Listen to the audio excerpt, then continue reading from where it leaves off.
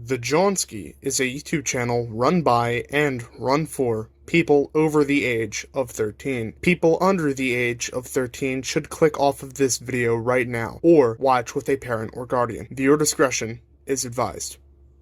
You don't scare me! Notes freaking today, Militiaman. My name is King Prime, and welcome back to another video here on the YouTube channel.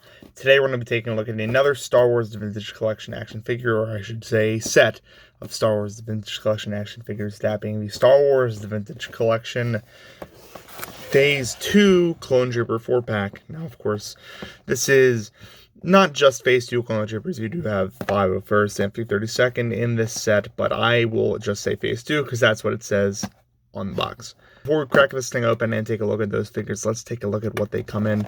Of course, up on the front there, we have a nice artistic render of all the Phase 2 Shinies, 501st, and the 332nd Trooper that's included. Of course, that's Star Wars down in black on the very bottom, as well as the white nameplate to match the white box. Hasbro logo on the side.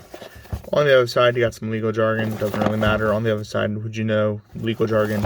Up at the top, it has Star Wars the Vintage Collection, as well as a nice photo of that 501st Trooper. And on the back, you have the figures that actually come in the box with Disney logo, which, of course, is 2 Shinies, 1 501st and 1 332nd.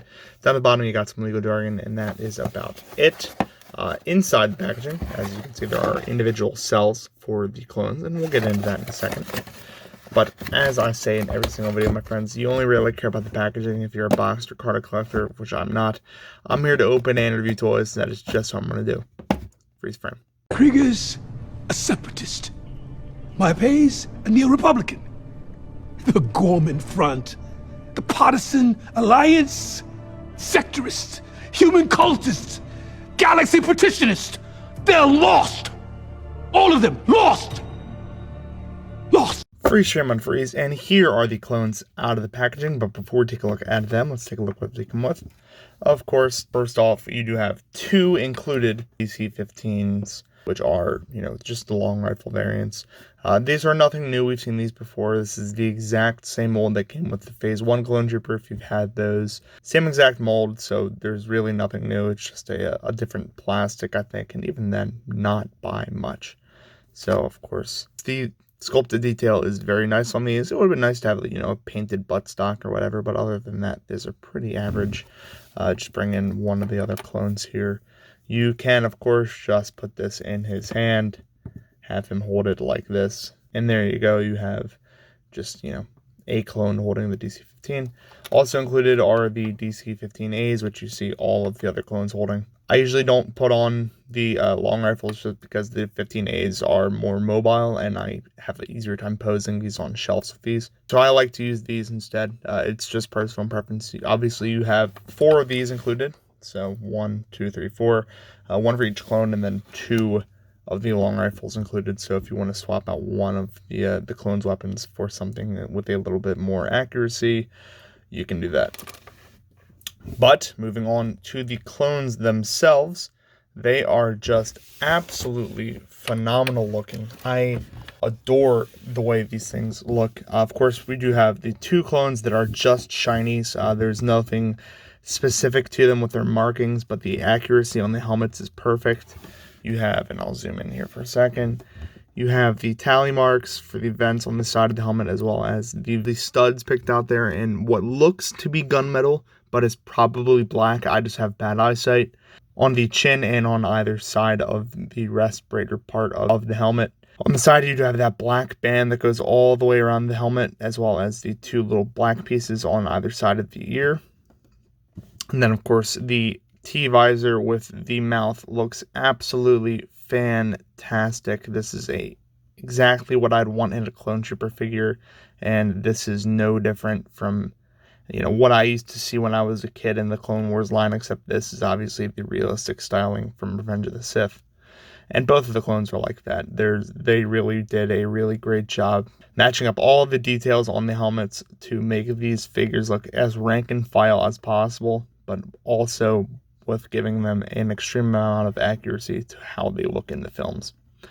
Going down on the armor, though, there's really nothing else. Of course, you do have the light indicators. I've seen these called, but truthfully, I don't actually know what these are on the clone armor. So if you know, leave it down below.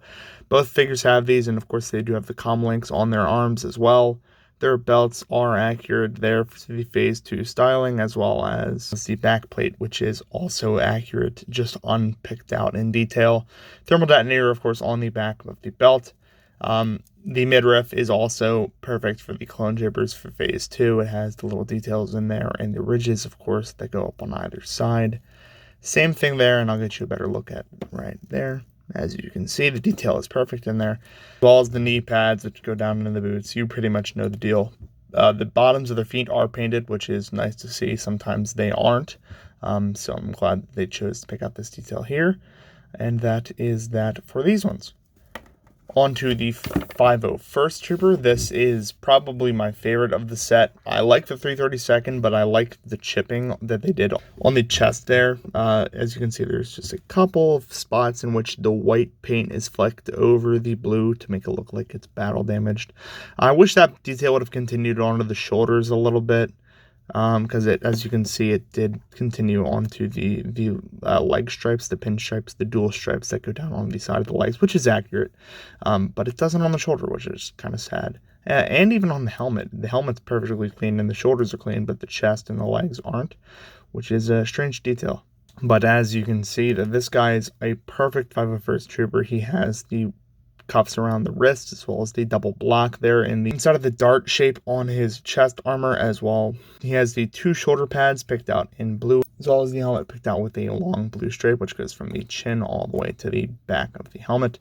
The plate on the back is picked out in blue, as it should be, and then going down onto the back of his armor, there's pretty much nothing, but on the sides, as you can see, there is the pinstriping, which is absolutely perfect. Of course, there is the chipping detail taken out, but that's actually something that I prefer. And then on the knees, there's just those little V-pads there, and the feet are painted as well.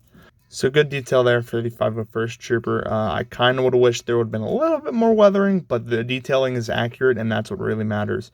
Of course, in case you're wondering, yes, the same mold. So it has the midriff, has the belt, has the comm link. Everything is the same between the shinies and between the 501st Trooper. Moving on now finally to the 332nd Trooper.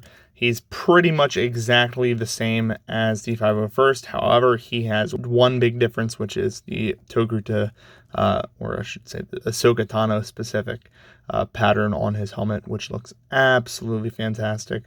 To me, I think the lines are just a little bit too thick. I think that they should probably be a little bit thinner also. In case you can't notice, the one side of this helmet has more white than the other. The right side has more than the left, which is a little bit peculiar, but the detail is still there. You can still tell what the helmet is supposed to be representing, and it doesn't really make that much of a difference to me. It's just a little bit weird, maybe a factory defect. I don't think it's supposed to be like that. All the black and all the gray detailing is supposed to be there, though. And of course, Hasbro put it on there, so big up to them for doing that. On the chest, as you can see going down, it's just the same as the 501st Trooper from here on out. There's a little bit of weathering on the chest, however, and surprisingly not as much as on the 501st Trooper. A lot of it is really light, which I find strange.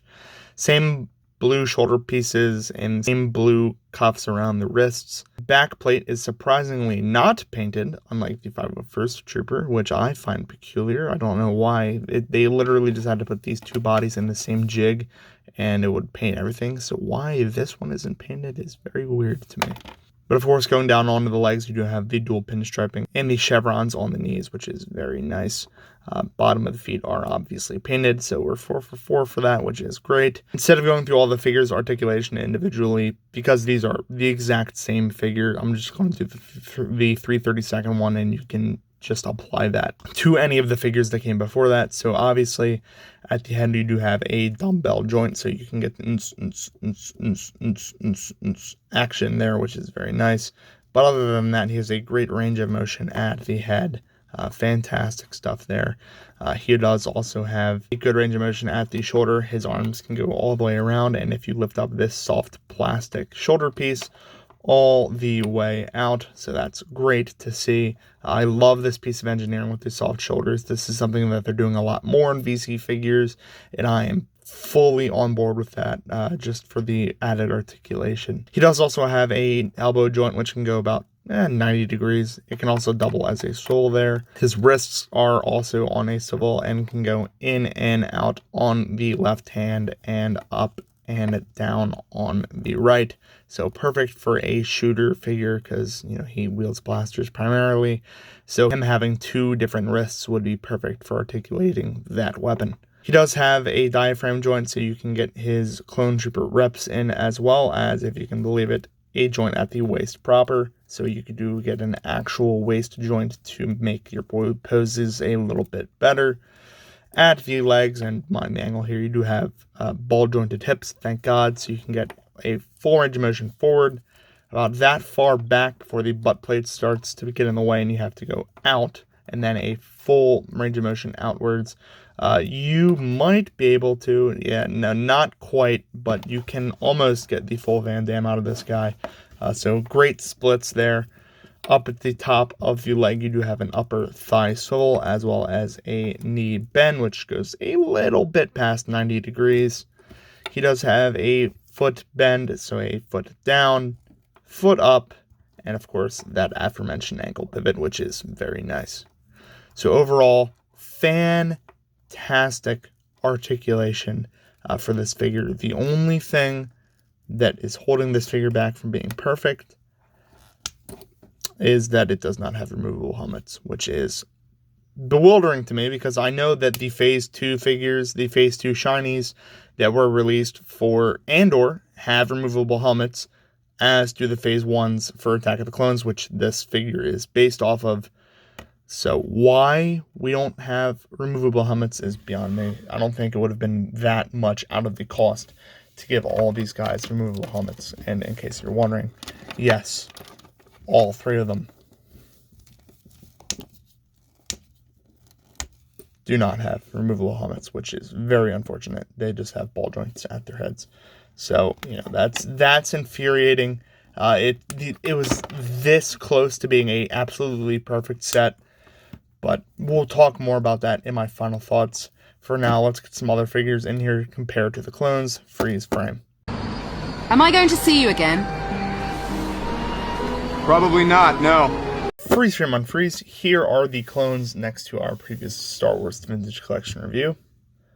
Captain Rex or I guess Commander Rex from the Bracca mission from the Bad Batch. Here they are next to the golden standard of action figures himself, Dark Times Darth Vader, who, as you can see, should be and is taller than all of them.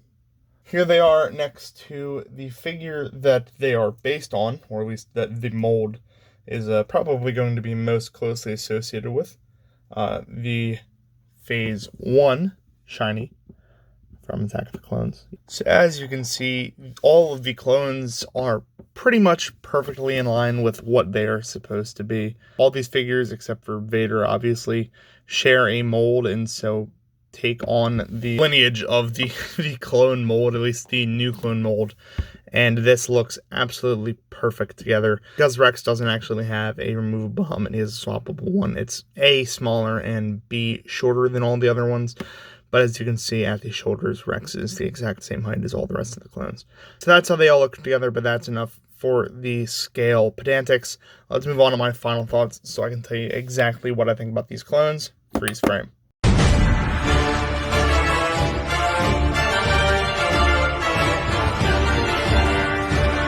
Freeze frame on freeze. So overall, I like this set. I don't have any qualms with it. But the fact that this set is held back by not having the removable helmets and kind of skimping out on the weathering detail is kind of something that leaves a poor taste in my mouth. That's not to say that the paint detail on these figures is great. Everything that is supposed to be painted is painted other than maybe the little indicators here on the chest and maybe the comm link, but even then the comm link is only supposed to be armor colored unless it's lit up, which in that case that's really nitpicking. I think that this set of figures is absolutely fantastic. I think that the figures themselves are really great. They're everything that I've been asking for the clone mold for pretty much the entire time I've been posting on this YouTube channel. The shiny trooper has the perfect amount of detail that's supposed to go into a rank and file clone trooper with all the sculpted detail and the painted detail on the helmet and the boots to match. The 501st trooper could use some more grime, I'm not going to lie, some more chipping out of the shoulders, maybe even on the helmet. But overall, every detail that's supposed to be there is, again, there, including the backplate. The 332nd, although it does have the anathema, the missing backplate, I think it is actually accurate to the Clone Wars for that figure not to have the backplate, so I will let that slide. The only thing that I can say about this one is, again, that helmet detailing is a little bit weird, and it could have probably used a little bit more chipping. But other than that, these figures are pretty much as close to perfect as we can get and would make an excellent home in any Clone Trooper fans collection. In fact, that's why I have 2 of this set, because I'm a filthy army builder, and that is what I do. So if you like the clones, you like Star Wars The Clone Wars, you like the prequels, you like Star Wars in general, make sure you share this video with your friends, share it with the Facebook groups, all that good stuff. If you like the content, make sure you like, comment, and subscribe down below. Keeps helping the channel grow, keeps helping me bump out this content. That's going to be pretty much it at this time, my friends. Thank you all so very much for watching, and as always, peace.